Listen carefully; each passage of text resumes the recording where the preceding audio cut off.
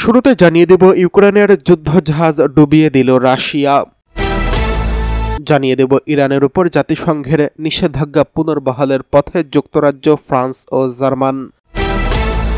এরপরে রয়েছে বাংলাদেশ ও পাকিস্তানের ঘনিষ্ঠতায় ভয়ঙ্কর রকমের অস্বস্তিতে পড়েছে ভারত। সর্বশেষ জানিয়ে দেব ইউক্রেনে নিহত ১৯ রাশিয়াকে রক্তপাত বন্ধ করতে বলল যুক্তরাজ্য। ইউক্রেনে সৈন্য পাঠাতে প্রস্তুত ২৬ দেশ, জানিয়েছে ইমানুয়েল ম্যাক্রন।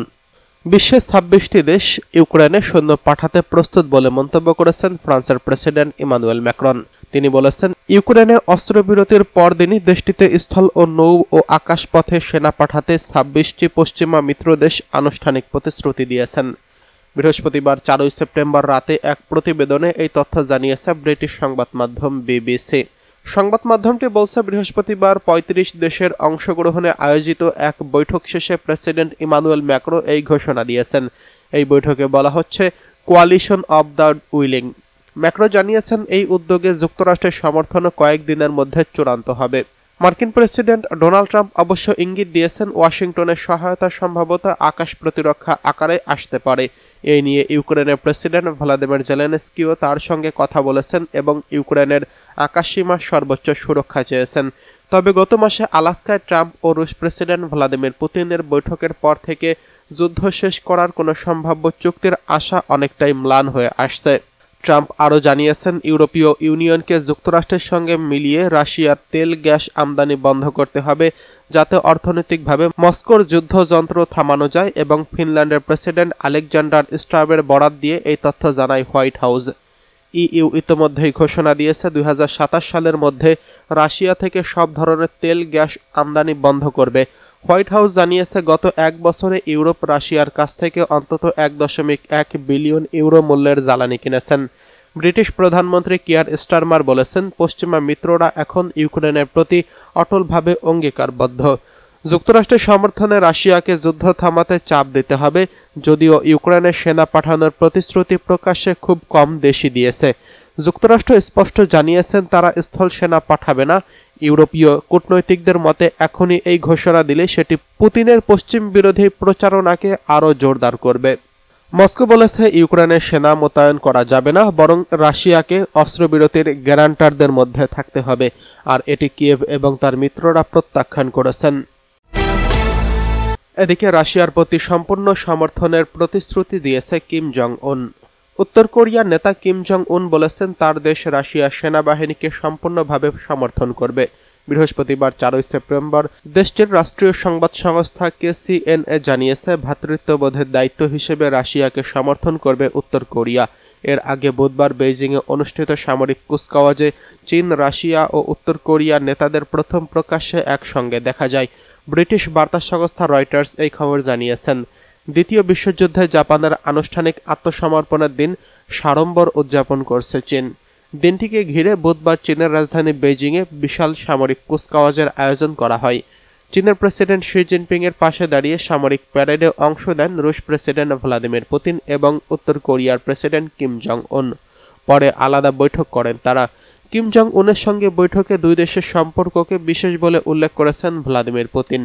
KCNA আরও জানিয়েছেন, কমরেড কিম জং উন এবং প্রেসিডেন্ট পুতিন গুরুত্বপূর্ণ আন্তর্জাতিক এবং আঞ্চলিক বিষয় নিয়ে খোলামেলা মতবিনিময় করছেন। রাষ্ট্রীয় সংবাদ মাধ্যমের ছবিতে দেখা গেছে, কিম হাস্যোজ্জ্বল মুখে পুতিন ও শি জিনপিং এর পাশে দাঁড়িয়ে আছেন এবং হাঁটছেন। রাষ্ট্রীয় সংবাদপত্র রোদাং সিমুনের বৃহস্পতিবারের সংস্করণের প্রধানভাবে কিমের সফরের বিষয়টি প্রকাশিত হয়েছে।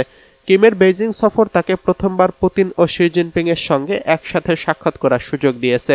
পাশাপাশি ওই অনুষ্ঠানে অংশ নেওয়া ২০টিরও বেশি অন্যান্য রাষ্ট্রনেতার সঙ্গে মেলামেশা করার সুযোগও মিলেছে।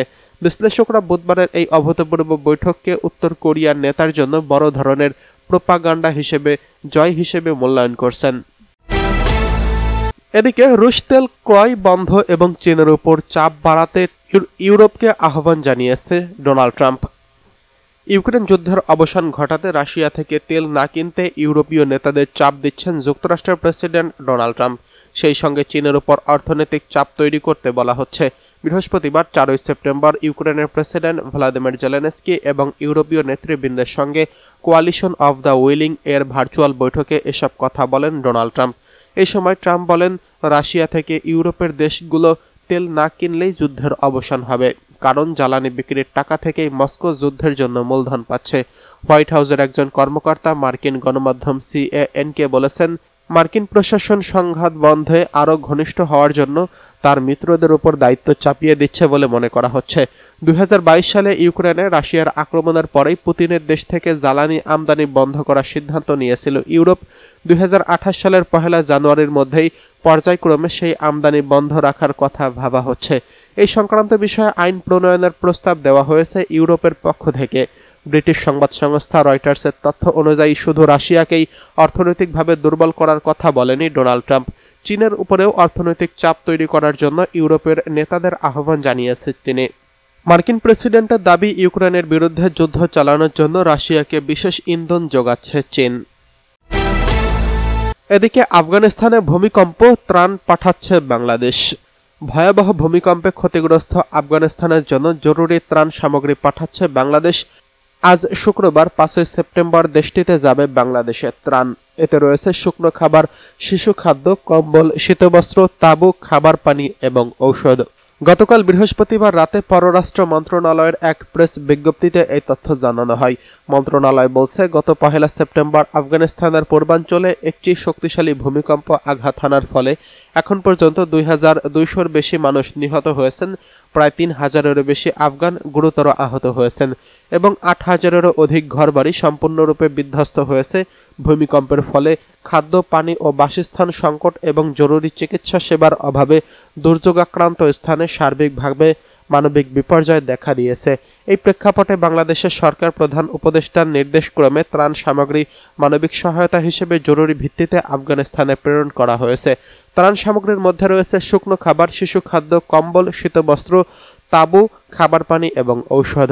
বাংলাদেশের বিমান বাহিনীর একটি বিশেষ বিমানযোগে উল্লেখিত ত্রাণ সামগ্রী আফগানিস্তানে নেওয়া হবে এবং স্থানান্তর করা হবে।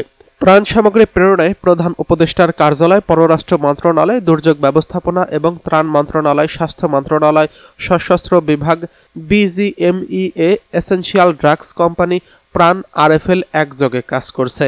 উল্লেখ্য, 2022 সালে ভূমিকম্পের পরেও আফগানিস্তানে বাংলাদেশ থেকে মানবিক সহায়তা প্রেরণ করা হয়েছিল।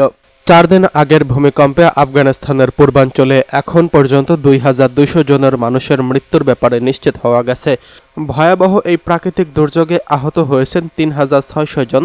ভূমিকম্পে কয়েকটি গ্রামের বেশিরভাগ বাড়িঘর ধ্বংস হয়ে পড়েছে। এতে হাজার হাজার মানুষ খোলা স্থানে অবস্থান করছেন। বৃহস্পতিবার রাতে ভূমিকম্পটি এতটাই শক্তিশালী ছিল যে এটি ভারতের দিল্লি, জম্মু ও কাশ্মীর এবং এর আশপাশের অঞ্চলে অনুভূত হয়েছে। কম্পনের তীব্রতা বেশি হওয়ায় সেখানকার বাসিন্দারা ঘর থেকে বেরিয়ে যান। ভারতের এখন পর্যন্ত ভূমিকম্পের কোনো হতাহতের খবর পাওয়া যায়নি।